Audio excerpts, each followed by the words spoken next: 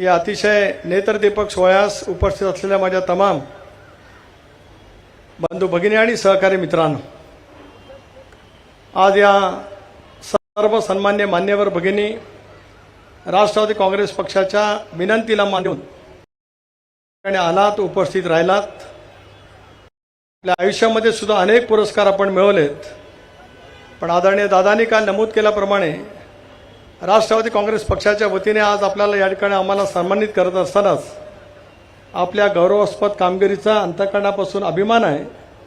उद्याच्या भवितव्याच्या कालावधीमध्ये सुद्धा राहील आणि आपल्यामुळे आमच्या या पुरस्काराची आपण उंची वाढवली, त्याच्याबद्दल सुद्धा आपलं मी सुरुवातीलाच अतिशय मनस्वी शब्दामध्ये स्वागतही करतो आणि आभार मानतो. महाराष्ट्राचा जाज्वल्य इतिहास याच वरळीच्या ऐतिहासिक जांभोरी मैदानामध्ये गेले 2 दिवस गेल्या कालपासून ते परवापर्यंत या ठिकाणी संपन्न होत आहे. दादा जे राजकीय क्षेत्राखेरीज या सगळ्या दालनांना भेट देत आहेत. आज ज्या मान्यवर भगिनीसुद्धा या ठिकाणी आल्यात, या साऱ्यांनाच महाराष्ट्राची अस्मिता, महाराष्ट्राची विचारधारा आणि महाराष्ट्राची शतकानुशतकाची असलेली यशस्वीपणाची वाटचाल ही त्यांना त्या ठिकाणी पाहायला मिळाली. त्या सर्वांनाच ही गोष्ट की संयुक्त महाराष्ट्राच्या 65 वर्षाच्या वाटचालीच्या नंतर अशा पद्धतीचं कला दालन त्या ठिकाणी आपण निर्माण केले. दादा, कार्यक्रम संपल्याच्या नंतर मनोरंजनाचा कार्यक्रम आहे, पण जे चित्रकार आपण बोलवले त्या चित्रकारांनी काल आणि आज रेखाटलेली चित्र अपुरी आहेत, पण आपण बघितल्याच्या नंतर प्रचंड पद्धतीचं सामर्थ्य त्यांच्या त्या हस्तामध्ये त्या ठिकाणी आहे आणि किती सहजगत्या वेगवेगळी चित्र हुबेहूब ते काढू शकतात हे सुद्धा आपल्याला कालपासून या ठिकाणी अनुभवायला मिळत आहे. स्वर्गीय चव्हाण साहेबांनी 80% जास्ती समाजकारणच केलं. तर्कशील लक्ष्मण शास्त्री जोशी वाईच्या परिसरामध्ये जन्माला आले आणि साहित्य कोशाची निर्मिती करण्यापासून संत वाङ्मयाची अथांग अशी परंपरा ज्या महाराष्ट्राला लाभ सर्वजण आपापल्या पद्धतीने करत असतो. वेगवेगळ्या पद्धतीच्या अनेक अशा कार्यक्रमामध्ये, मग तो भक्ती संगीताचा कार्यक्रम असेल, भावगीताचा कार्यक्रम त्या ठिकाणी असेल, या सगळ्या कार्यक्रमातून अनेक वेळेला आपल्याला या संबंध प्रचंड असलेल्या सामर्थ्याची ओळख ही अनेक ठिकाणी त्या ठिकाणी अनुभवायला मिळत असते. आज चव्हाण साहेबांच्या विचारधारातून महाराष्ट्र घडत असताना कला क्षेत्र असेल, क्रीडा क्षेत्र असेल, साहित्य क्षेत्र असेल, सांस्कृतिक अभिमान असेल, या प्रत्येक क्षेत्रामध्ये महाराष्ट्राची स्वतंत्रपणाने ओळख ही संबंध देशभरात आणि देशाच्या पाठीवरती सुद्धा करण्याचं आपल्याला काम निश्चितपणाने करता आलं. आज एका गोष्टीचा अभिमान राष्ट्रवादी काँग्रेस पक्षाचा अध्यक्ष म्हणून आहे, एक उत्कृष्ट प्रशासक म्हणून अजितदादा तुमची महाराष्ट्रामध्ये नव्हेच तर देशामध्ये ख्याती आहे. संसदेमध्ये एखाद्या वेळेला मी तुमचं नाव घेतलं की अनेक जण वेगवेगळ्या राजकीय पक्षाचे नेते मला विचारतात, हमें भी अजितदादा को मिलना है. देशभरामध्ये वेगवेगळ्या राज्यातल्या नेतृत्वांना ज्या वेळेला तुम्हाला भेटण्याची उत्सुकता वाटते, याचा अर्थ प्रशासनावरचा तुमचा वकूफ पाहायला मिळत असतो. पण तेवढापुरता सीमित मी आपल्याला या ठिकाणी बोलत नाही. या व्यासपीठावरती ज्यांना आज आम्ही या ठिकाणी अभिमानास्पद बोलवले त्यांच्या कामगिरीबद्दल, या सर्व क्षेत्रातली तुमची जवळीक पराकोटीची गेल्या 40 वर्षाच्या तुमच्या राजकीय वाटचालीमध्ये राहिली, त्याचा सुद्धा अभिमानपूर्वक उल्लेख या निमित्ताने मी करू इच्छितो. पण दीर्घकाळ खो खो असोसिएशनचे अध्यक्ष राहिलात, कबड्डी असोसिएशनचे अध्यक्ष राहिलात, राज्य ऑलिम्पिक असोसिएशनचे तुम्ही अध्यक्ष आहात. त्या संबंध महाराष्ट्रातला मैदानी खेळ, देशातले वेगवेगळे खेळ, या सर्वांची जी ऑलिम्पिक असोसिएशन जोडली गेलेली आहे त्याचं अध्यक्षपद दीर्घकाळ तुम्ही त्या ठिकाणी भूषवलं आणि महाराष्ट्रातल्या खेळाडूंना ऑलिम्पिक स्तरावरती राज्य देश पातळीवरती नेण्यासाठी एक संघटनेचं कर्णधार या नात्याने तुम्ही ज्या पद्धतीने कामगिरी केली, मला हेच या ठिकाणी सांगायचं होतं आवर्जून माझ्या सर्व सत्कार मूर्तींना की चव्हाण साहेबांच्या विचारधारेवरती कशा पद्धतीने पाऊलवाट टाकत आज राष्ट्रवादी काँग्रेस पक्ष म्हणजे पर्यायाने अजितदादा त्या ठिकाणी काम करतायत हे आपल्याला त्या ठिकाणी निश्चितपणाने अनुभवायला मिळत आहे. आज अर्जुन पुरस्कार विजेत्या राही सरनोबत आपण कोल्हापूरच्या राजर्षी शाहू महाराजांच्या परिसरातून आलेला आहात, त्यामुळे ते एक वलय आपल्या पाठीमागे आहे.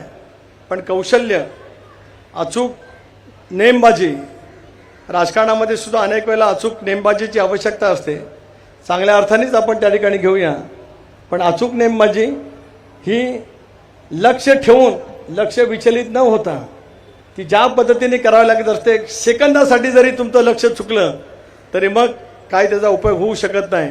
इतकी पराकुटीची मनाची एकाग्रता ज्या पद्धतीने आपण दाखवली आणि त्याच्यामुळेच राष्ट्रीय पातळीवरती जागतिक पातळीवरती महाराष्ट्राचं नाव आपण गौरवित केलं, त्याच्याबद्दल तुमचं मी अतिशय मनपूर्वक शब्दामध्ये या ठिकाणी अभिनंदन करू इच्छितो आहे. मेलाजी, मी मगाशीच आपल्याबद्दल बोललो की आपलं गायन मंत्रमुग्ध करणार आहे.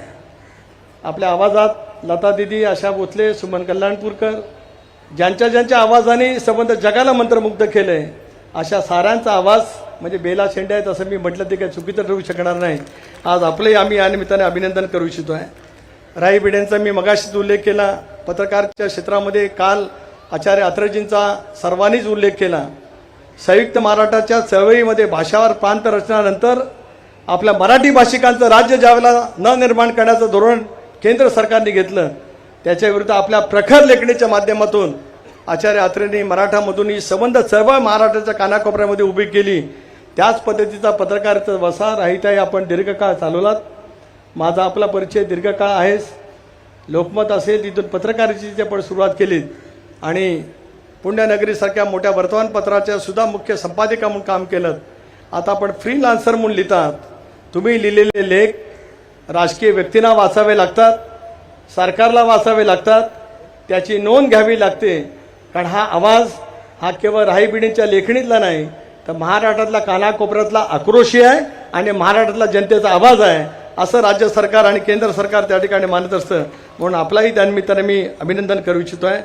सोनालीजी, आपलं चित्रपटातली भूमिका, मी का आपले कुठले चित्रपट इथे नाव घेऊन म्हणत नाही, पण प्रत्येक चित्रपटातली असलेली भूमिका आणि या कलाक्षेत्रामध्ये ज्या पद्धतीने सहजगत्या करत असलेला अभिनय, अनेक वेळेला राजकारण्यांची तुलना ही अभिनयाची केली जात असते. खरं आम्ही सगळेजण सकाळीच्या वेळेला बाल कलाकार असतो, नंतर मग कलाकाराच्या भूमिकेत जातो, नंतर खलनायकाच्या भूमिकेत जात असतो, शेवटी ज्येष्ठाच्या भूमिकेत जात असतो. पण तुम्हाला सगळ्या पद्धतीच्या भूमिका ज्या पद्धती करायला लागतात त्याच्यातली सहजता ही तुमचं गुणवैशिष्ट्य आहे.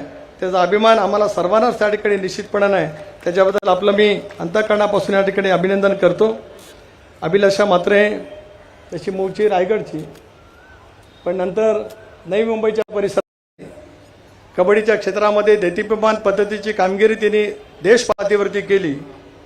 आता कबड्डीच्या बाबतीमध्ये सुद्धा बोललं जातं, कधी चवड्यावरती पकड केली पाहिजे, कधी उत्तम चढाई करायला लागते, मध्यरेषेवरती सुद्धा योग्य पद्धतीने अनेक वेळेला खेळाडू टिपावा लागत असतो. दादांचा वावर कबड्डी क्षेत्रातला दीर्घकाळ राहिला आणि त्याच्यामुळे आम्हालाही सहजगत्या कधी ना कधीतरी या गोष्टी करता आल्या. लोन कसा करायचा, बोनस गुण कसा मिळवायचा, हे सगळं काय आपण प्रावीण्य दाखवलेलं आहे. त्याच्याबद्दल तुमचंही या ठिकाणी मी अतिशय मनापासून अभिनंदन करतो. अर्जुन विजेत्या धावपटू ललिता बाबर, साताराच्या परिसरात आपण आलात, जन्माला आलात आणि धावणे हा सुद्धा, कारण आम्हाला सुद्धा अनेक वेळेला धावता धावता दम लागतो. राजकीयदृष्ट्या सुद्धा धाव ही करावी लागत असते, दौड करावी लागत असते. दादाच्या नेतृत्वाखाली ह्या वेळेला आम्ही अशी दौड केली की अनेकांची दमछाक झाली आणि त्याच्यामुळे या दौडीशी सुद्धा आमचा संबंध तसा येत असतो. पण त्यातला पदन्यास आणि त्यातला असलेला आत्मविश्वास, त्याच्यातलं सातत्य आणि विशेष करून त्याच्यामधला दीर्घकाळचा एक त्या इप्सितापर्यंत पोहोचण्यासाठी आपण दाखवत असलेलं कौशल्य हे खूप महत्त्वाचं राहतं. ज्याला आपण सहजगत्या दम म्हणतो, तो दम टिकवणं हे अतिशय महत्त्वाचं राहतं. हे सगळं लिहिले आपण क्रीडा क्षेत्रामध्ये कमवलेलं आहात. त्याचा राष्ट्र अभिमान या महाराष्ट्राचा 65वा गौरवशाली वर्धापन दिन करत असताना आम्हाला निश्चितच वाटतोय. आज वेगवेगळ्या पुरस्काराने आपल्याला त्या ठिकाणी सन्मानित करता आलं. आम्हाला अभिमान वाटतोय की अजितदादांच्या, प्रफुल्लबाईंच्या, भुजबळांच्या नेतृत्वाखाली केवळ राजकीय अभिनिवेश करून आम्ही काम करत नाही, तर महाराष्ट्राच्या सर्वदूर क्षेत्रात उपलब्ध असलेल्या प्रत्येक क्षेत्रामध्ये देदीप्यमान कामगिरी करणाऱ्या प्रत्येक क्षेत्राशी केवळ जवळीक ठेवतो असं, तर उद्याच्या भवितव्याच्या दृष्टिकोनातून सुद्धा आम्ही विचार करत असतो. दादांना विनंती करीन की या सर्वांना सन्मानित करत असतानाच ह्यांनी दाखवलेलं कौशल्य याच्यातून नवीन पिढी घडवण्यासाठी या सगळ्या सन्मानमूर्तींना सांगतोय की या राज्याच्या इतिहासात 65 वर्षात सर्वाधिक अर्थसंकल्प जर काय कोणी मांडला असेल तर तो अजितदादांनी मांडला आहे. त्यामुळे या सर्व क्षेत्राच्यासाठी आवश्यक असणारी उपलब्धी करण्याचं काम ते यापूर्वी करत आले. पण आपल्याला या ठिकाणी सन्मानित केल्याच्यानंतर उद्याच्या भवितव्यामध्ये महाराष्ट्र घडवण्यासाठी नवी पिढीसुद्धा देदीप्यमान कामगिरी करण्यासाठी दादांच्या मार्फत महायुतीच्या सरकारच्या माध्यमातून अशा वेगवेगळ्या पद्धतीची दालनं त्या ठिकाणी उभी राहतील. आणि शेवटी राजाश्रयाशिवाय कुठली कला पुढे जात नसते. तो एक भक्कमपणाचा राजाश्रय त्या अर्थाने नव्हेच पण आपुलकीच्या नात्याने दादांच्या रूपाने आपल्या सर्वांच्या पाठीमागे राहील एवढा विश्वास या ठिकाणी व्यक्त करतो. आपण आल्याबद्दल आपले पुन्हा एकदा मनापासून या ठिकाणी आभार मानतो. आणि हा क्षण उद्याच्या भवितव्याच्या कालावधीमध्ये सुद्धा नेहमीच आम्हाला अनुभवाला मिळत राहू अशी परमेश्वराच्या चरणी पांडुरंगाच्या चरणी प्रार्थना करतो आणि थांबतो. जय हिंद, जय महाराष्ट्र.